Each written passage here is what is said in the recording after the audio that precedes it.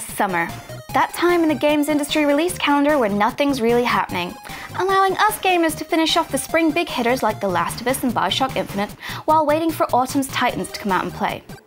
But there are a few small but no less pertinent releases coming out, so let's take a look and see whether or not they can fill the gap between now and Grand Theft Auto 5.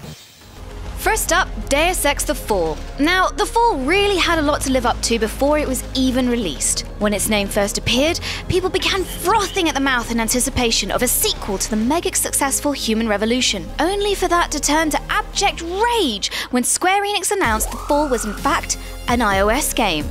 "I didn't ask for this," thousands of gamers cried. And having got to grips with the title, I agree. That's not to say I don't appreciate the effort Eidos Montreal have put into The Fall. This isn't just a cheap cash-in-hand job.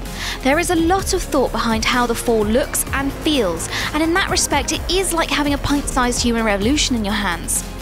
The game is now set in Panama City and it looks fantastic, all futuristic sci-fi environments bathed in that sexy amber glow. All of the Deus Ex trappings are there too. Main quests, side quests, practice points and augmentations, things to hack, big decisions to ponder over, and private emails to pilfer. The problem is that Deus Ex just doesn't work on the mobile and tablet platform. Yes, the interface has been adapted to suit as best it can. Movement is achieved by either double tapping or using one hand to move and the other to look in a sort of replication of dual thumbsticks. Guns, augment powers and consumables are quickly accessible by the drop-down menus. In theory, it all sounds functional, but in practice, you'll spend far more time screaming at the screen as protagonist Saxon bumbles out of cover facing the wrong way and blindly shoots at enemies before dying out of shame and frustration. The only saving grace is that the enemy AI is so dumb that it'll either stand there absorbing bullets without returning fire or run into a corner before forgetting what they were doing. As for stealth, well, the levels are small enough to make a good go at it, but environments are a bit bland and lack the fun of Human Revolution. In terms of storyline, The Fall follows Deus Ex The Icarus Effect, a spin-off novel set before and during the events of Human Revolution. It follows ex-SAS soldier Ben Saxon as he infiltrates the ranks of the tyrants. You know, the crappy bosses from Human Revolution. Frankly, the narrative and voice acting are so lackluster, it's all a bit straight to DVD. You're a very good soldier, Ben. I find it baffling that Square Enix chose to make this an iOS title, rather than just giving it a little bit more polish and releasing it as DLC. It would have been fine then. It's obvious that the reason why everything is lacking is because of the hardware limitations. A real shame. In contrast to Deus Ex's move from PC to mobile, Knights of Pen&Paper Plus One has jumped from mobile to PC. And again, it's not been the wisest of moves. Beneath the pixelated exterior, what you're looking at here is a super cute desktop D&D simulator. You begin your epic quest by picking a team of 3 intrepid adventurers from a rather amusing lineup, pick their class, and then set off at the mercy of your dungeon master. Except he's not entirely benevolent here. You are the one who can pick and choose where you go on the map, and even the type of mission you want to embark on, although you are limited by how high a level you are. Battles are pretty simple turn-based exchanges, with each player capable of unlocking and upgrading their abilities by earning XP. Items, weapon and armour can also be bought from merchants and blacksmiths respectively.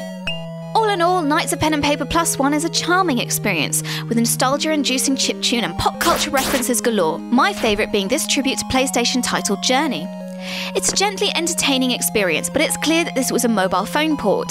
Everything is tied to spending in-game coins, and the action is so simple that you won't find your attention is kept for longer than about 10 minutes a sitting.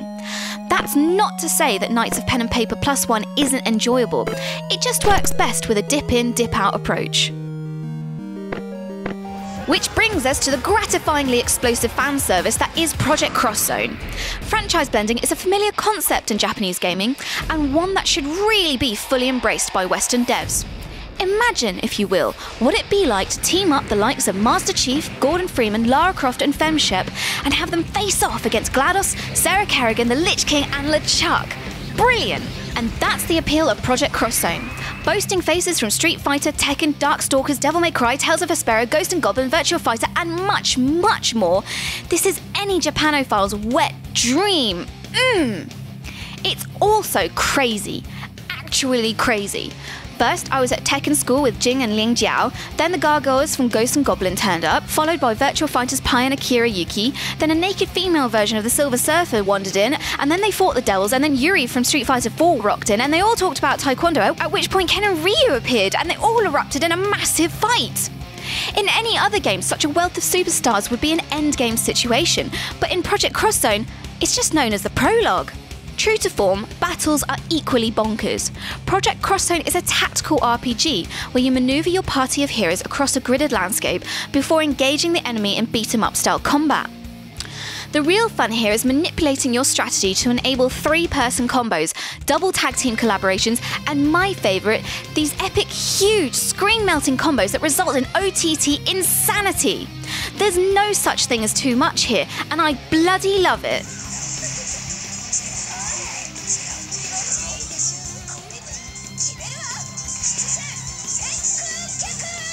Project Crosstone is mad, sexy, and incredibly rewarding, and playing it is like running naked through a stadium of your favourite Japanese devs while they're all slapping you on the back and firing rainbow sparkles into the air.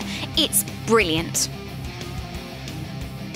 That's it for today, but if you want any more information on the games I've mentioned in this video, then check out the video description below and I've left a couple of helpful links for you. But for now, cheerio!